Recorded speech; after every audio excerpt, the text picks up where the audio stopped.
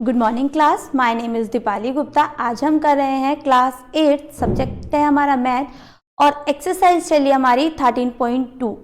ठीक है, 13.2 का ये पार्ट 1 है। चलिए स्टार्ट करते हैं। हमने लास्ट जो हमारा चैप्टर था 13.1 उसमें हमने क्या पढ़ा था? प्रत्यक्ष या अनुपाती प्रतिलोम, मतलब कि लोम पढ़ा था हमने। इसमें हम पढ़ेंगे प्रतिलोम के बारे में। अब आप सोचोगे कि प्रत्यक्ष और प्रतिलोम क्या है। देखिए, प्रत्यक्ष में आपको अगर याद होगा 13.1 चैप्टर में हमने क्या पढ़ा था कि अगर मान लो कोई पेन है, एक पेन 3 रुपए का आता है तो 2 पेन कितने के हो गए? 6 रुपीज के। ठीक है, यानी अगर नंबर ऑफ आपकी पेन की बढ़ी तो प्राइस भी आपके क्या हो रहे हैं? इंक्रीज हो रहे हैं। तो ये था कि आपका प्रत्यक्ष, यानी एक चीज बढ़ रही है तो दूसरी चीज भी क्या हो रही है? वो हमारी बढ़ रही है। लेकिन आज का चैप्टर जो हमारा क्या है, प्रतिलोम के बारे में हमें ज्यादा इसमें पढ़ना है। तो उसमें क्या होता है, ध्यान से समझिएगा। मान लीजिए एक आपको कुछ काम दिया जाता है तो आप अकेले अगर उस काम को करोगे तो कितने दिन में करते हो? 4 दिन में। ठीक है, कितने दिन में करा आपने वो काम? 4 दिन में करा। लेकिन हमने क्या करा, 2 बच्चों को कह दिया कि आपको ये काम करना है, तो अब क्या करा होगा भाई? नंबर ऑफ मेंबर्स बढ़ गए तो आपका जो टाइम पीरियड था वो क्या हो गया? घट गया। 2 दिन में कर लोगे। ठीक है, तो इस प्रतिलोम में क्या होता है, एक चीज बढ़ती है और एक चीज घटती है। लेकिन हमने जो प्रत्यक्ष में पढ़ा था उसमें क्या था, एक चीज बढ़ रही थी तो दूसरी चीज भी हमारी बढ़ रही थी। मान लो हमने डिस्टेंस कवर करी 1 किलोमीटर, हम कितनी देर में चल लिए? 20 मिनट में चल लिए। तो अगर हमें 2 किलोमीटर चलना होगा तो कितनी देर में चलेंगे? 40 मिनट में। ठीक, तो वो था हमारा प्रत्यक्ष। लेकिन प्रतिलोम क्या है, मान लीजिए कोई जैसे इसमें क्वेश्चन दिया गया है नंबर 1, इसे हम पढ़ते हैं, इसे हम समझेंगे। नंबर 1 है, किसी कार्य पर लगे व्यक्तियों की संख्या और उस कार्य को पूरा करने में लगा समय। यानी कोई कार्य है, ठीक, अब उसमें कितने व्यक्ति लग रहे हैं? 5 लग रहे हैं और समय लग रहा है 10 दिन। लेकिन जैसे ही हमने नंबर ऑफ आपके वर्कर्स के बढ़ाए तो समय क्या हो गया हमारा? डिक्रीज हो गया। तो वो क्या हो गया? हमारा प्रतिलोम। तो ऐसे ही हमारे इसमें बताने हैं। तो फर्स्ट क्वेश्चन में देखिए, सबसे पहले हमें बताना है कि कौन सा प्रतिलोम अनुपात है और कौन सा प्रत्यक्ष है। तो फर्स्ट वाला जैसे कि हमने पढ़ा कैसा है, वो हमारा प्रतिलोम अनुपात। क्यों? क्योंकि आपका नंबर ऑफ वर्कर्स बढ़ रहे हैं तो नंबर ऑफ आपका टाइम पीरियड कम हो रहा है। तो यानी एक चीज बढ़ रही है और एक चीज क्या हो रही है? कम हो रही है। तो ये क्या है? हमारा प्रत्यक्ष प्रतिलोम। लेकिन सेकंड में क्या है, एक समान चाल से किसी यात्रा में लिया गया समय तथा दूरी। मान लो एक समान चाल से वो चल रहा है, 1 किलोमीटर करा उसने 1 घंटे में, तो 2 किलोमीटर कितने में करेगा? 2 घंटे में। यानी आपकी अगर डिस्टेंस बढ़ रही है तो समय भी क्या हो रहा है? बढ़ रहा है। तो ये हो गया आपका प्रत्यक्ष। ऐसे थर्ड, खेती की गई भूमि का क्षेत्रफल और काटी गई फसल। मान लो आपके पास क्या है, 1 बीघा जमीन है तो उसमें जो आप गेहूं बोगे उसकी मात्रा कम होगी। लेकिन जैसे ही आपकी भूमि की मात्रा बढ़ेगी, यानी 2 बीघे हो जाएगी, तो क्या होगा? आपकी जो फसल है वो भी कितनी हो जाएगी? डबल हो जाएगी। तो एक चीज बढ़ी तो दूसरी चीज भी क्या हो रही है? बढ़ रही है। तो एक भी क्या हो गया? आपका प्रत्यक्ष हो गया। थर्ड हो गया फोर्थ है, एक निश्चित यात्रा में लिया गया समय और वाहन की चाल। निश्चित यात्रा है, मान लो अगर आप इसमें वाहन की चाल को चेंज कर दोगे, ठीक, तो आपका क्या होगा? दूरी तो बढ़ी लेकिन समय क्या हो गया? घट गया। तो यहाँ पे क्या आ जाएगा? प्रतिलोम आ जाएगा। लास्ट फिफ्थ क्या है, किसी देश की जनसंख्या और प्रति व्यक्ति भूमि का क्षेत्रफल। अब इसको ऐसे समझो कि आपकी फैमिली में 5 मेंबर्स हैं, ठीक, और अगर आपके पास कोई भूमि का जमीन का टुकड़ा है तो 5 लोगों में बटेगा। लेकिन अगर आपकी फैमिली में 1 ही मेंबर्स होता तो वो पूरा भूमि का टुकड़ा क्या होता? एक ही के पास होता। यानी आपकी नंबर ऑफ मेंबर्स बढ़ रहे हैं तो जो आपको एरिया मिल रहा है वो घट रहा है। तो यहाँ पे क्या हो गया? आपका प्रतिलोम हो गया। तो इसमें आपको यही लिखना था कि प्रतिलोम है या प्रत्यक्ष है। ये क्वेश्चन हमारा खत्म हुआ। नेक्स्ट पे हम आते हैं क्वेश्चन नंबर 2। आई होप आपको प्रतिलोम और प्रत्यक्ष समझ में आया होगा। क्वेश्चन नंबर 2 में है आपका, एक टेलीविजन गेम शो में 1 लाख रुपए की पुरस्कार राशि विजेता के समान रूप से वितरित की जानी है। निम्नलिखित सारणी को पूरा कीजिए तथा ज्ञात कीजिए कि क्या एक व्यक्ति विजेता को दी जाने वाली पुरस्कार की धनराशि विजेता की संख्या के अनुपाती है या व्युत्क्रमानुपाती है। ठीक, तो यहाँ पे क्या है, एक आपको राशि दी गई है जो आपकी वितरित की गई है। ठीक, तो चलिए बनाते हैं हम इस तरीके का। आपको अपना बॉक्स एक दिखाई दे रहा होगा।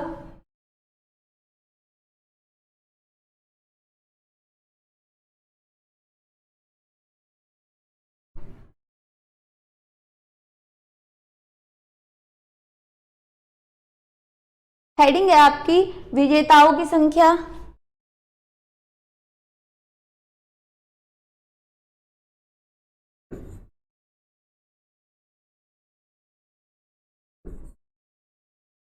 और नेक्स्ट है आपकी प्रत्येक पुरस्कार। ठीक, अब आप देखिए, अगर एक विजेता है तो उसको क्या दिया जा रहा है, 1 लाख रुपए दिए जा रहे हैं। और नंबर ऑफ विजेता की संख्या आपकी बड़ी, 2 थे तो कितना हो गया, 50,000 हो गया। यानी क्या हो गया, वो 2 लोगों में डिवाइड कर दी गई। जैसे ही 3 हुआ, अब हमें बताना है 4 है यहां।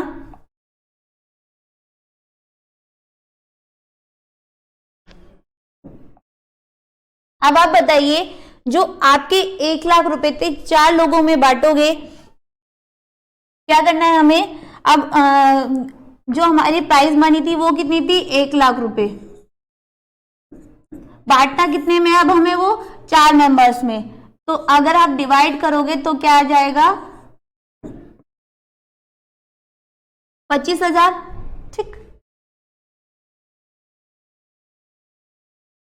अब नेक्स्ट है आपका क्या, 5 में। अब वो 5 में बांटना है तो क्या आ जाएगा, 20,000। ऐसे ही जैसे ही आपकी नंबर ऑफ मेंबर्स की बढ़ती जाएगी संख्या, वैसे ही आपका जो पुरस्कार की राशि है वो क्या होगा, घटता जाएगा। तो आप बताइए, देखिए एक चीज बढ़ रही है, दूसरी चीज क्या हो रही है, घट रही है। तो ये क्या है, आपका प्रतिलोम है। ये भी हमें बताना था कि ये आपका अनुक्रमानुपाती है या व्युत्क्रमानुपाती। अनुक्रमानुपाती दैट मीन्स प्रत्यक्ष, और व्युत्क्रमानुपाती इसका क्या होता है, प्रतिलोम। ठीक है, तो इसमें हम लिख सकते हैं ये कैसा है, आपका प्रतिलोम है। आगे बढ़े, ये लिख लेना आप। क्वेश्चन नंबर 3 करते हैं अब हम।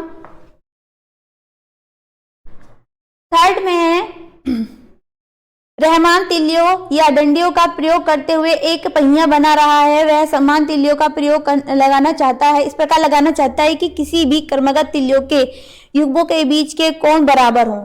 ठीक है, तो देखिए ये क्या है, सर्कल। सर्कल में जब हमें एंगल्स को डिवाइड करना होता है तो हम क्या करते हैं, 360, क्योंकि हमें पता है जो हमारा सर्कल होता है वो कितने डिग्री का होता है, 360 का होता है। तो इसमें भी हमें क्या दी गई है, एक सारणी दी गई है। हमें इस सारणी को क्या करना है, पूरा करना है।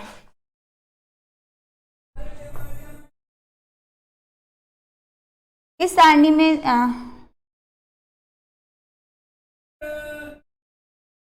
सारणी में देखिए तिल्लियों की संख्या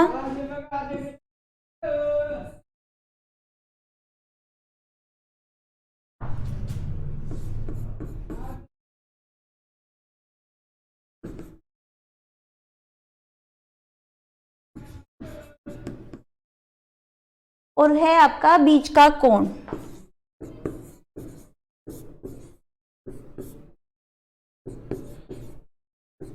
ठीक, तिल्लियों की संख्या हमें दे रखी है 4, 6, 8 एंड लास्ट है आपकी 10 और एक और है 12। और जो आपके कोण दे रखा है ये 90 दे रखा है और ये आपको 60 दे रखा है। अभी मैंने आपको बताया जो हमारा सर्कल होता है वो टोटल मतलब कि कंप्लीट 360 का होता है। तो हमें क्या करना है, जो 360 है इसको करेंगे 8 से डिवाइड करने के बाद जो भी वैल्यू आएगी वो क्या होगा, आपका यहाँ पे आंसर होगा, यानी 45 डिग्री। ठीक, अब यहाँ पे 360 को ही डिवाइड करेंगे 10 से तो क्या आ गया 36 डिग्री, और 12 से करोगे तो आपका ये भी आंसर आ जाएगा, ठीक है, 30 डिग्री। तो क्वेश्चन नंबर 3 भी हमारा क्या हुआ, यहाँ पर खत्म हुआ। चलिए आगे बढ़ते हैं।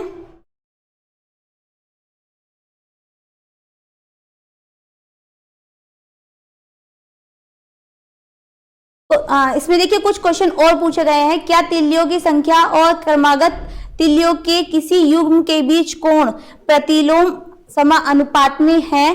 तो इसका मतलब है हाँ, क्योंकि हमने देखा जैसे जैसे हमारी तिल्लियों की संख्या बढ़ती जा रही है वैसे वैसे हमारे बीच का कोण क्या हो रहा है, घटता जा रहा है। अभी आपको बताया कि जब एक चीज बढ़े और दूसरी चीज क्या हो, घट जाए, तो वहां हमारा कौन सा लोम लगता है, प्रतिलोम। तो इसमें क्या आ जाएगा, फर्स्ट वाले में आप लिख दोगे हाँ।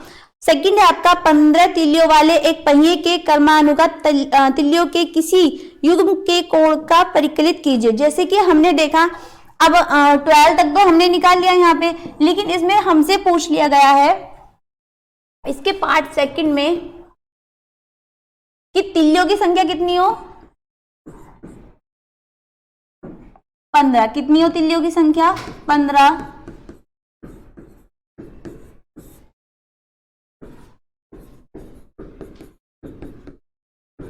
निकालना क्या है, बीच का कोण हमें।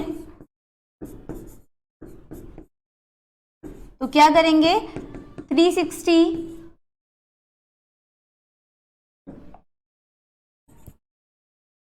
को डिवाइड कर देंगे 15 से, और जो भी हमारा आंसर आएगा वो क्या हो जाएगा, इसका आंसर आ जाएगा। डिवाइड करोगे तो क्या आएगा, 24।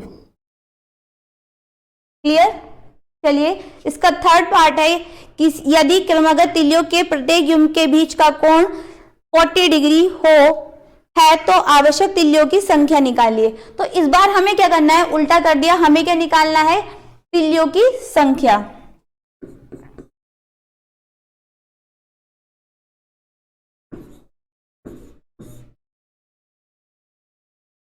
तिल्लियों की संख्या कैसे निकालेंगे, जो हमारा 360 था इसको डिवाइड कर देंगे जो एंगल हमें दे रखा है। एंगल क्या दे रखा है हमें, 4040।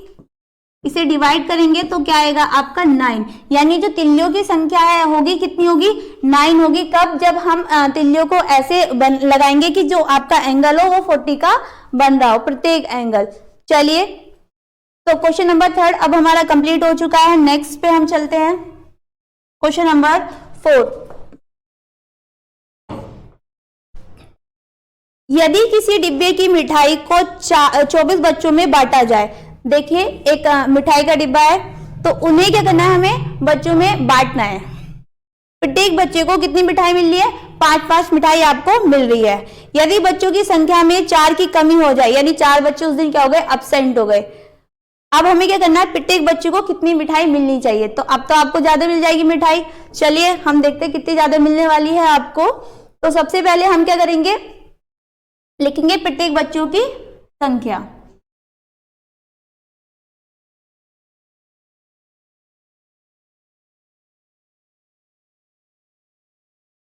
प्रत्येक बच्चे को मिलने वाली मिठाई, मतलब कि प्रत्येक बच्चों की मिठाई। तो यहां से हम क्या निकालेंगे,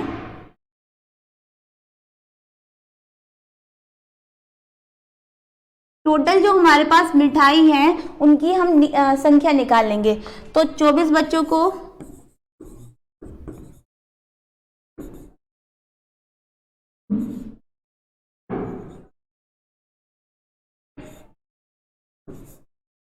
कुल मिठाई कितनी हो जाएगी, 24 × 5, 120। इतना समझ में आया। यानी जो हमारे पास मिठाई का बॉक्स था उसमें कितनी स्वीट्स थी, 120। अब हम क्या हुआ, बच्चों में आई कमी। अब क्या हो गए, 4 बच्चे क्या हो गए हमारे, एब्सेंट हो गए। संख्या में कमी, कितनी कमी आई, 24 थे और 4 आपके एब्सेंट हो गए, कितने हो गए, 20। अब क्या हुए, ओनली आपके क्लास में कितने बच्चे बचे, 20 बच्चे बचे। हमें क्या निकालनी है कि एक बच्चे को कितनी मिठाई मिलेगी, तो डिवाइड कर देंगे, लिखेंगे प्रत्येक बच्चे को मिली मिठाइयों की संख्या। 120 को डिवाइड करेंगे 20 से, क्या आ गया 6, यानी 6 मिठाइयाँ मिलेंगी एक बच्चे को।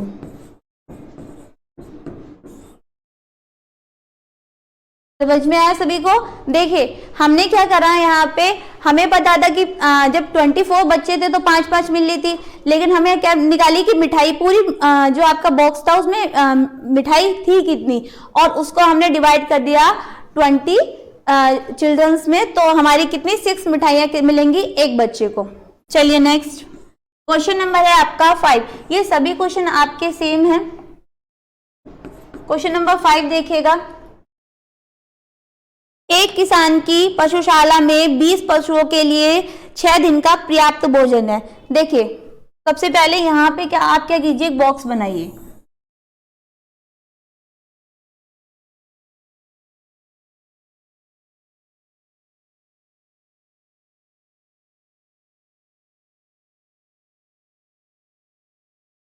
ठीक। इसमें हम लिखेंगे क्या, पशुशाला है, पशुशाला में पशु हैं और दिन, ठीक।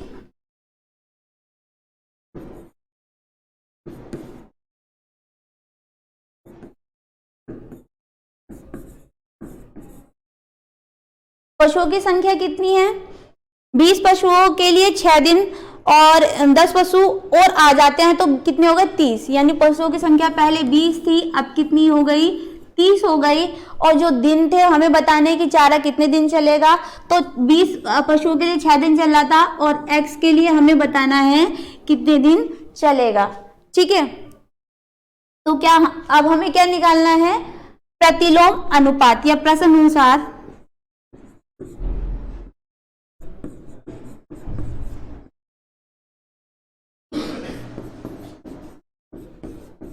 प्रतिलोम अनुपात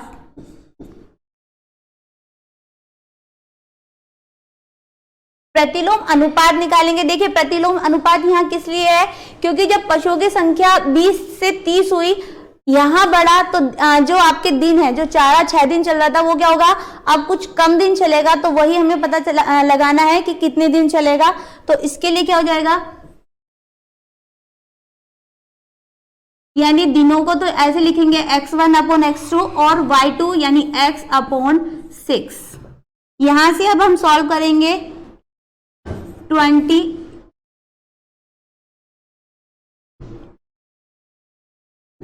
into 6 is equal to x into 30। 0 से 0 आप कैंसिल कर सकते हैं, और x बराबर क्या आ जाएगा, 3 2 6, x बराबर 4, यानी क्या लिखेंगे, 30 पशुओं के लिए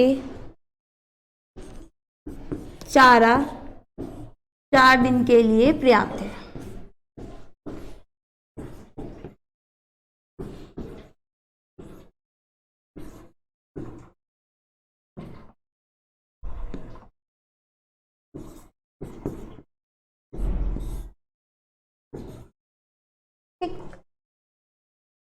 क्वेश्चन नंबर 6, 7, 8, 9 सभी इसी तरीके से हैं, आप कर लोगे।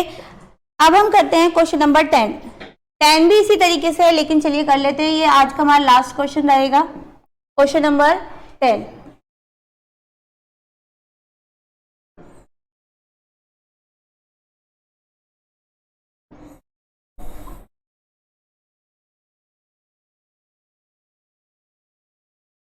बोला क्या गया है क्वेश्चन नंबर 10 में, दो व्यक्ति एक घर में नई खिड़कियां 3 दिन में लगा सकते हैं। देखिए व्यक्तियों की संख्या कितनी है 2 और खिड़कियों की संख्या कितनी है 3। तो फर्स्ट पूछा गया है कार्य प्रारंभ होने से पहले एक व्यक्ति बीमार पड़ जाता है, यानी 2 थे, अब एक बीमार पड़ गया तो कितने, एक ही बचा, वो ही उसी खिड़की लगानी है। अब यह कार्य कितने दिन में पूरा होगा? देखिए क्या हुआ, नंबर ऑफ मेंबर्स घट गए। जब 2 व्यक्ति थे तो 3 दिन में लगा रहे थे, अब एक व्यक्ति है तो जो टाइम पीरियड था, व्यक्तियों की संख्या घटी है तो टाइम पीरियड क्या होगा हमारा, बढ़ेगा, क्योंकि ये प्रतिलोम है। तो चलिए हम निकालते हैं कितना बढ़ेगा। तो इसमें आपका आएगा व्यक्तियों की संख्या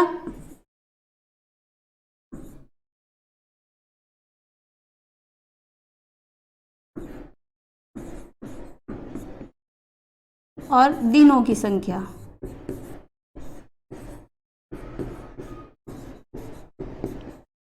व्यक्तियों की संख्या पहले कितनी थी आपकी, 2 थी, अब कितनी हो गई, 1 थी। दिनों की संख्या पहले 3 थी, अब कितनी हो गई, x हो गई। ठीक, प्रतिलोम निकाल लेंगे।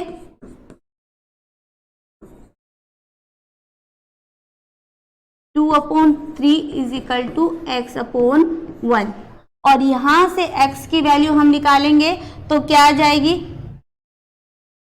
आपका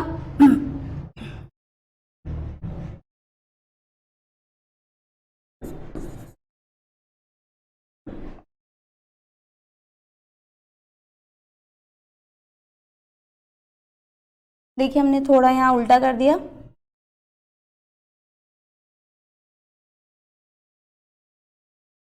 को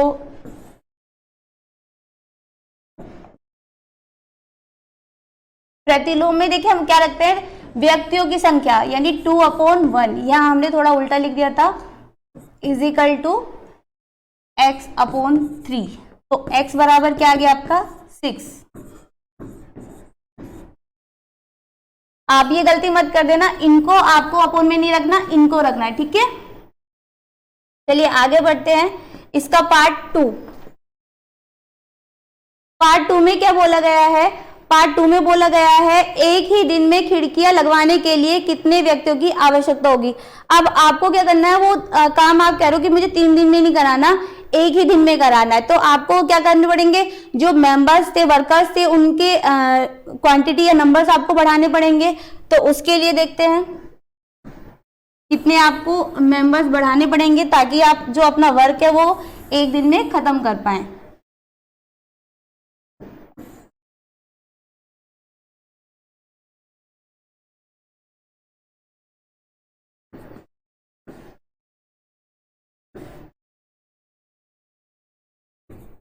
व्यक्तियों की संख्या और खिड़कियों की संख्या।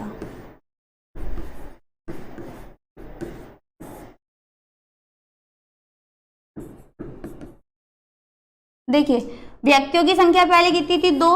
अब क्या है, हमें निकालनी है x, और खिड़कियों की संख्या क्या थी आपकी,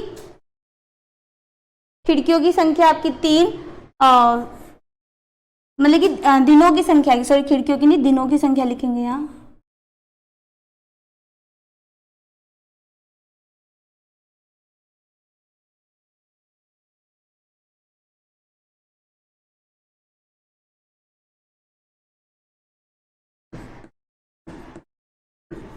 पहले 3 दिन लग रहे थे, अब हम चाहते हैं क्या है, एक दिन में वो काम हमारा खत्म हो जाए। तो प्रतिलोम निकालेंगे,